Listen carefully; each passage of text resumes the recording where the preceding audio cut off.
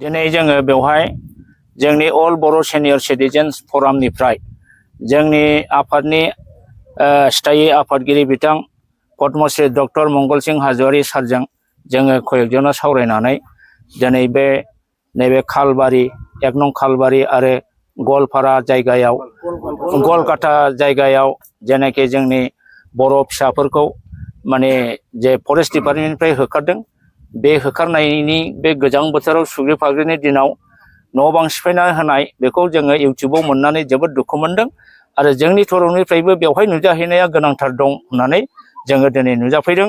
आंजों लोगोसे जोंनि सिनियर सिटिजेननि गोबां सोद्रोमा बिथांमोन दङ। दा जोंनि आफादगिरि बिथाङा खैराबारियाव बाथौ धोरोम आफादनि मोनसे सभायाव थांनायखाय सफैनो हायाखै। जाय हक बिथांनि निर्देश मथेनो जोङो दिनै सफैनो हादों।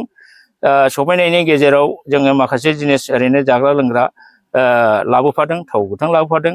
दा जों लाबोनाय जिनिसा जेखि जाया मानो दा जों बेवहाय नुजाफैनानै रायजोजों सुख दुख दिनै सावरायनो मोनबाय। बिथांमोननि दुखु दाहानि बाथ्रा खोनानो मोनबाय, जोङो नुनो मोनबाय।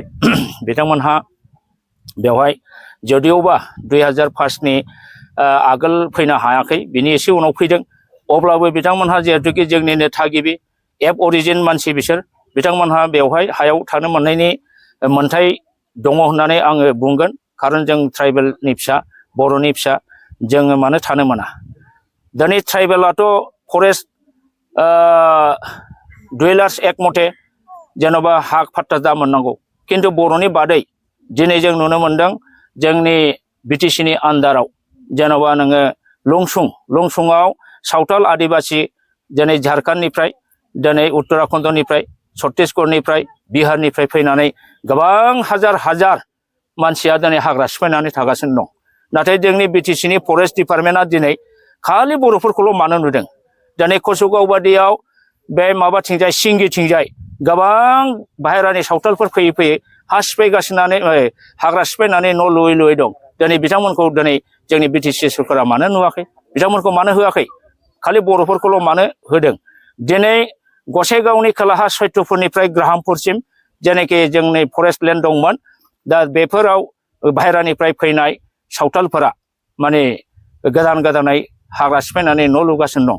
दिनै जोंनि बिटिसिनि सरकारनि EM बि फेरेंगा बिथांमोनहा दिनै बिथांमोनखौ मानो नोजोर होआखै, बिथांमोनखौ मानो होआखै, दिनै मानो खालि बर'खौल' होदों। बियो बिराद दुखु गोनां बाथ्रा जादों। बेबादि जानो नाङा। होखारनोबा होखारनो, बेवहाय जाति धर्म निर्बिसेसै जायफोर इलिगेलि एनक्रस खालामनानै दं बिसोर गासिखौबो होखारनांगौ। आरो गुबुनखौ होखाराबा जोंनि बर'खौथ' होखारनो मोनखाया। जोंहा बे जायगानिनो थागिबिखा, एबरिजिनखा। दिनै जुदि आयेन मथे बिथांमोनहा खामानि मावनो थाङोब्ला माव, जोंहा बुंनांगौ खोथा गैया। बेहायनो आं बुंगोन आयेना खालि बर'नि थाखायल' नामा। दिनै ट्राइबेल बेल्ट एन्ड ब्लक दिनै 1.5 लाख बिगा हा दिनै अनाथ ट्राइबेला दखल खालामनानै दं। हाइकर्टआबो होखारनांगौ होननानै अर्डार जारि खालामबाय। बेबादि गभर्नमेन्ट माने आयेन कनस्टिटिउसन थाखानानैबो आरो हाइकर्टनि अर्डार थासेयावबो दिनै अनाथ ट्राइबेलफोरखौ ट्राइबेल बेल्ट एन्ड ब्लकनिफ्राय मानो होखाराखै। बे अनाथ ट्राइबेलफ्रा ट्राइबेल बेल्ट एन्ड ब्लकआव इलिगेलि आयेननि बेरेखायै दखल खालामजोबनायखायनोथ' दिनै ट्राइबेला क'क्राझार लकसभा समस्तिनि गेजेराव माइनरिटि जागासिनो दं। खिन्थु बे अनाथ ट्राइबेल बे दखलखारिफोरखौ जुदि होखारोब्ला 1.5 लाख बिगा हानिफ्राय जुदि अनाथ ट्राइबेलखौ होखारोबा जोंनि क'क्राझार लकसभा समस्तिया मालाबाबो माने पार्सेन्टेजआ खम जाया। दाबो जों जुदि आसाम गभर्नमेन्टआ आयेन मथे होखारोब्ला जोङो 50%नि एबाब पार्सेन्टेज जायो आरो बेजों जोंहा ST रिजार्भ खथाया जोंहा रैखा जायो। नाथाय जों नुनो मोनदों दाखालि 2007आव नटिफिकेसन होनाय मथे डिलिमिटेसन हाबाफारियाव क'क्राझारखौ जेनेरेल खालामदों। जाय क'क्राझार लकसभा समस्तिया दिनै भारत स्वाधीननि दिननिफ्राय गपिनाथ बरदलैया फार्स्ट चिफ मिनिस्टारमोन, बिनिफ्रायनो दिनै ST खथा जाबोगासिनो दं। नाथाय एनक्रोचमेन्ट अनाथ ट्राइबेला जोंनि हा हुखौ दखल खालामनानै बिसोरनि नामा भटार लिस्टआव हाबनायनि थाखाय दिनै जों माइनरिटि जाबाय। नंखायनो जों दाबि खालामदों जे अनाथ ट्राइबेलखौ ट्राइबेल बेल्ट एन्ड ब्लकनिफ्राय होखारग्रो, बेनिफ्राय भटार लिस्टखौ कारेक्सन खालाम, बेनिफ्राय पार्सेन्टेजखौ नाय जोंनि ट्राइबेला बेसेबां। आं फोथायो अब्ला 50% जोङो दाबो दङ ट्राइबेला। नंखायनो बे ST रिजार्भ खथाया क'क्राझाराव थानांगौ। आरो अदालगुरियाबो दा गोदान डिलिमिटेसन नटिफिकेसनाव अदालगुरिखौबो माने लकसभा समस्ति बानायदों।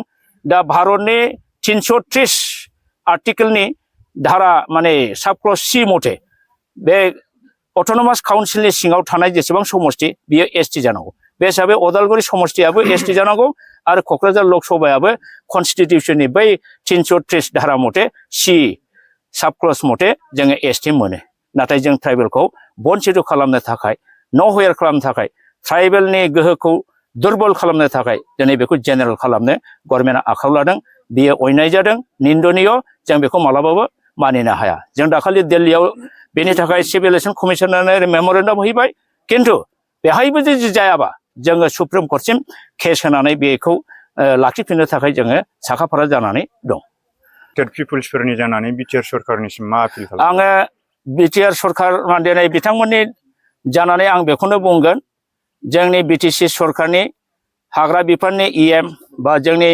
प्रमद बर' बिथांमोनहा गुवारै गोथौयै साननानै नाय बले आयेना खालि बर'नि सायावल' कार्यकरि जानो नाङा बे आयेना जुदि कार्यकरि जायोब्ला दिनै सावथाल बा गुबुन गुबुन जेनाखि जाति बिथांमोननि सायावबो जानांगौ बिथांमोनखौबो होखारनांगौ खालि बर'खौल' हाया दा फरेस्ट डुवेलार्स एक्टआ मा होनो फरेस्ट डुवेलार्स एक्टआ होनदों जे एसटि आरो एससिनि बादै एसटि आरो एससिया 2005 नि 13 डिसेम्बरनि आगोल जायफोर थानाय बिसोर हा मोनो नाथाय नन एसटि नन एससिफ्रा 75 इयार्स जानाय थानाय दखल खालामनाय नङाबा बिसोर हा पाट्टा मोना होमब्ला बे आयेनखौ दिनै कार्यकरि खालामनांगौ किन्तु जों नुदों दानि बे लेन्ड मेलायाव हयथ' गोबां जायफोर 75 इयार्स जायाखै नन ट्राइबेलफ्रा बिसोरबो हयथ' पाट्टा मोनबाय हरेस जोंनि बर'फ्रासो मोनाखै दा बेखायनो बिथांमोनहा आयेनखौ मोजाङै स्टाडि खालामनानै नायनांगौ आरो आयेनखौ दहाय होनानै पार्टिकुलार मोनसेल' जातिनि सायाव